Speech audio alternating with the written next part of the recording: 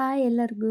ಇಷ್ಟು ಗರಿಗರಿಯಾಗಿರೋ ಹಾಗೆ ರುಚಿ ರುಚಿಯಾಗಿರುವಂತಹ ನಿಪ್ಪಟ್ಟು ಯಾವ ರೀತಿ ಮಾಡೋದು ಅಂತ ನಾನಿವತ್ತು ನಿಮಗೆ ತೋರಿಸ್ಕೊಡ್ತಾ ಇದ್ದೀನಿ. ತುಂಬ ಈಸಿಯಾಗಿ ಮಾಡ್ಕೋಬೋದು. ಕೇವಲ ಎರಡೇ ಎರಡು ಇಂಗ್ರೀಡಿಯೆಂಟ್ಸ್ನ ಯೂಸ್ ಮಾಡಿದ್ದೀನಿ. ಬನ್ನಿ ಈ ರೆಸಿಪಿ ಯಾವ ರೀತಿ ಮಾಡೋದು ಅಂತ ತೋರಿಸ್ತೀನಿ. ಅದಕ್ಕೂ ಮುಂಚೆ ನೀವಿನ್ನೂ ನನ್ನ ಚಾನಲ್ನ ಸಬ್ಸ್ಕ್ರೈಬ್ ಮಾಡ್ಕೊಂಡಿಲ್ಲ ಅಂದರೆ ಸಬ್ಸ್ಕ್ರೈಬ್ ಮಾಡಿಕೊಂಡು ಸ್ಕಿಪ್ ಮಾಡದೆ ವಿಡಿಯೋನ ಪೂರ್ತಿಯಾಗಿ ನೋಡಿ. ಮೊದಲಿಗೆ 4 ಕಪ್ ಆಗುವಷ್ಟು ಅಕ್ಕಿ ಹಿಟ್ಟು ತೊಗೊಂಡಿದ್ದೀನಿ. ಆ 4 ಕಪ್ ಅಕ್ಕಿ ಹಿಟ್ಟಿಗೆ ನಾನು 1 ಕಪ್ ಆಗುವಷ್ಟು ಕಡಲೆ ಬೀಜ ಅಥವಾ ಶೇಂಗಾ ಕಾಳು ಅದನ್ನು ನಾನು ಬಿಸಿ ಮಾಡ್ಕೊತಾ ಇದ್ದೀನಿ.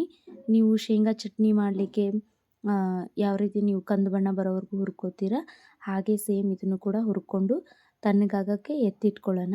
ಈಗ ಒಂದು ಮಿಕ್ಸಿ ಜಾರ್ಗೆ ನಾನು ತಣ್ಣಗಾಗಿರೋ ಆ ಕಡಲೆ ಬೀಜ ಹಾಕ್ಕೊಂಡಿದ್ದೀನಿ. 1 ಕಪ್ಪು ಹುರಿಗಡಲೆ ಹಾಕ್ಕೊಂಡಿದ್ದೀನಿ, ಪುಟಾಣಿ ಹಾಕೊಂಡ್ಬಿಟ್ಟು ಇದನ್ನು ನಾವು ತರಿಯಾಗಿ ರುಬ್ಕೊಳ್ಳೋಣ. ಪೂರ್ತಿ ಜೀರ್ಣ ಆಗೋದು ಬೇಡ. ತರಿಯಾಗಿ ರುಬ್ಬಿ ಆ 4 ಕಪ್ ಅಕ್ಕಿ ಹಿಟ್ಟಿಗೆ ನಾವು ಇದನ್ನು ಸೇರಿಸ್ಕೋಬೇಕು, ಕಡಲೆ ಬೀಜ ಮತ್ತು ಪುಟಾಣಿನ. ಅದಾದಮೇಲೆ ಎಳ್ಳು, ಒಂದು 1/4 ಕಪ್ ಆಗೋಷ್ಟು ಎಳ್ಳು, ಹಾಗೆ ಒಂದು 2ರಿಂದ 3 ಟೇಬಲ್ ಸ್ಪೂನ್ ಆಗೋಷ್ಟು ಜೀರಿಗೆ, ರುಚಿಗೆ ತಕ್ಕಷ್ಟು ಉಪ್ಪು ಮತ್ತು ರುಚಿಗೆ ತಕ್ಕಷ್ಟು ಖಾರ ಅದನ್ನೆಲ್ಲ ಸೇರಿಸ್ಕೊಂಡ್ಬಿಟ್ಟು ಮಿಕ್ಸ್ ಮಾಡ್ಕೋಬೇಕು. ನಾನಿಲ್ಲಿ ಒಂದು 3 ಟೇಬಲ್ ಸ್ಪೂನ್ ಆಗೋಷ್ಟು ಉಪ್ಪು ಸೇರಿಸ್ಕೊಂಡಿದ್ದೀನಿ. ಒಂದು 4ರಿಂದ 5 ಟೇಬಲ್ ಸ್ಪೂನ್ ಆಗೋಷ್ಟು ಅಚ್ಕಾರದ ಪುಡಿ ಸೇರಿಸ್ಕೊಂಡಿದ್ದೀನಿ. ಹಾಗೆ ಹಸಿ ಎಣ್ಣೆನ ಬಿಸಿ ಮಾಡಿ ಹಾಕಬಾರ್ದು. ಚಕ್ಕಲಿಗೆ ಹಾಗೆಲ್ಲ ಹಾಕ್ತೀವಲ್ಲ ಹಾಗೆಲ್ಲ ಏನಿಲ್ಲ. ಬರೀ ಹಸಿ ಎಣ್ಣೆನೇ ಒಂದು 3ರಿಂದ 4 ಟೀ ಸ್ಪೂನ್ ಆಗೋಷ್ಟು ಎಣ್ಣೆ ಹಾಕಿಬಿಟ್ಟು ಮತ್ತು ಕರಿಬೇವಿನ ಸೊಪ್ಪು ಸ್ವಲ್ಪ ಕಟ್ ಮಾಡಿ ಹಾಕ್ಕೊಂಡು ಇದನ್ನು ಹಾಗೆ ಡ್ರೈ ಆಗಿಯೇ ಮಿಕ್ಸ್ ಮಾಡ್ಕೋಬೇಕು. ಒಂದು ಸರ್ತಿ ಚೆನ್ನಾಗಿ ಕೈಯಿಂದ ಮಿಕ್ಸ್ ಮಾಡಿಕೊಂಡು ಸ್ವಲ್ಪ ಟೇಸ್ಟ್ ಮಾಡಿ ನೋಡಿ ಉಪ್ಪು ಖಾರ ಕರೆಕ್ಟಾಗಿದೆಯಾ ಅಂತ. ಹೆಚ್ಚು ಕಡಿಮೆ ಆಗಿದ್ದರೆ ಅಡ್ಜಸ್ಟ್ ಮಾಡ್ಕೊಳ್ಳಿ. ಅದಾದಮೇಲೆ ಇದನ್ನು ಮತ್ತೆ ನೀರು ಹಾಕಿ ಚೆನ್ನಾಗಿ ನಾದ್ಕೋಬೇಕು. ಬಿಸಿನೀರು ಹಾಕೋದೇನು ಬೇಡ, ತಣ್ಣೀರಿಂದನೇ ನಾದ್ಕೋಬೇಕು. ಬಟ್ ಹಿಟ್ಟು ಪೂರ್ತಿ ಗಟ್ಟಿಯಾಗೂ ಇರಬಾರ್ದು, ಪೂರ್ತಿ ಮೃದುವಾಗಿಯೂ ಇರಬಾರ್ದು. ಸ್ವಲ್ಪ ಜಾಸ್ತಿ ಗಟ್ಟಿನೇ ಇದ್ದರೆ ಒಳ್ಳೆಯದು. ಇಲ್ಲದೇ ಇದ್ದರೆ ನಿಪ್ಪಟ್ಟು ಪೂರಿ ಥರ ಉಬ್ಬಿ ಬಂದುಬಿಡುತ್ತೆ, ನಿಪ್ಪಟ್ಟು ಗರಿಗರಿಯಾಗಿ ಬರೋದಿಲ್ಲ.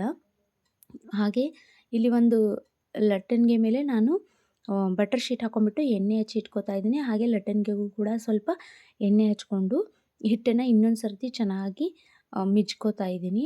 ಯಾಕಂದರೆ ನಿಪ್ಪಟ್ಟು ಮಧ್ಯದಲ್ಲಿ ಎಲ್ಲೂ ಬ್ರೇಕ್ ಆಗಬಾರ್ದು ಅಂತ. ಅದನ್ನು ಇವಾಗ ಚೆನ್ನಾಗಿ ಲಟ್ಟಿಸ್ಕೊಳ್ಳೋಣ. ಅಂದರೆ ಚಪಾತಿಗಿಂತ ಚೂರು ದಪ್ಪ ಲಟ್ಟಿಸ್ಕೋಬೇಕು ಅಷ್ಟೇ. ಪೂರ್ತಿ ತೆಳ್ಳಗೂ ಇರಬಾರ್ದು, ಪೂರ್ತಿ ದಪ್ಪಗೂ ಇರಬಾರ್ದು. ಮೀಡಿಯಮ್ ಸೈಜಲ್ಲಿ ಲಟ್ಟಿಸ್ಕೊಂಡ್ಬಿಟ್ಟು ಒಂದು ಯಾವುದಾದ್ರೂ ಬಾಕ್ಸಿಂದು ಮುಚ್ಚಳ ತಗೊಂಡು ಅಥವಾ ಈ ಥರದ್ದು ಒಂದು ಏನಾದರೂ ಬಟ್ಲು ತಗೊಂಡ್ಬಿಟ್ಟು ಬೌಲ್ ತೊಗೊಂಡು ನೀವು ಸೇಮ್ ಒಂದೇ ಸೈಜಲ್ಲಿ ಇದನ್ನು ಕಟ್ ಮಾಡ್ಕೋಬೇಕಾಗತ್ತೆ. ನೀವು ಅದರಲ್ಲಿ ಎಷ್ಟು ನಿಪ್ಪಟ್ಟು ಆಗ್ತವೆ ಅಷ್ಟು ನಾವು ಅದನ್ನು ಕಟ್ ಮಾಡ್ಕೋಬೇಕು. ಇಲ್ಲಿ ನೋಡಿ ನಾನು 4 ನಿಪ್ಪಟ್ಟು ಒಂದೇ ಸರಕ್ಕೆ ರೆಡಿಯಾಗಿದ್ದಾವೆ. ಇವಾಗ ಇದನ್ನು ಬಿಸಿ ಬಿಸಿಯಾಗಿ ಕಾದಿರೋ ಎಣ್ಣೆಗೆ ಬಿಡಬೇಕು. ನೋಡಿ ಸೈಜ್ ಇಷ್ಟು ಇರಬೇಕು. ಪೂರ್ತಿ ಇದಕ್ಕಿಂತ ತೆಳುವಾಗೂ ಇರಬಾರ್ದು, ಇದಕ್ಕಿಂತ ದಪ್ಪವಾಗಿಯೂ ಇರಬಾರ್ದು. ಈಗಿದು ಕರೆಕ್ಟಾಗಿದೆ. ಇದನ್ನು ನಾನು ಬಿಸಿ ಬಿಸಿಯಾಗಿ ಕಾದಿರೋ ಹಂಚಿಗೆ ಬಿಡ್ತೀನಿ. ನೋಡಿ, ಚಕ್ಕಲಿ ಮಾಡೋಕ್ಕಿಂತ ನಿಪ್ಪಟ್ಟು ರೆಸಿಪಿ ಭಾಳ ಈಸಿ ಅಂತ ಹೇಳ್ಬೋದು. ಯಾಕಂದರೆ ಏನು ಮುರಿಯುತ್ತವೆ ಅನ್ನೋ ಟೆನ್ಷನ್ ಇರೋದಿಲ್ಲ. ಹಾಗೆ ಮಾಡೋದು ಕೂಡ ತುಂಬ ಈಸಿ. ಒಬ್ಬರೇ ಇದ್ದರೂ ಕೂಡ ಈಸಿಯಾಗಿ ಮಾಡ್ಕೋಬೋದು. ಚಕ್ಕಲಿ ಮಾಡೋಕ್ಕೆ ತುಂಬ ತಾಳ್ಮೆ ಬೇಕಾಗುತ್ತೆ. ಇದಂತೂ ಬಹಳ ಅಂದರೆ ಬಹಳ ಈಸಿ. ನೋಡಿ, ಕಾದಿರೋ ಎಣ್ಣೆಗೆ ನಿಪ್ಪಟ್ಟು ಒಂದೊಂದೇ ಬಿಡ್ತಾ ಇದ್ದೀನಿ.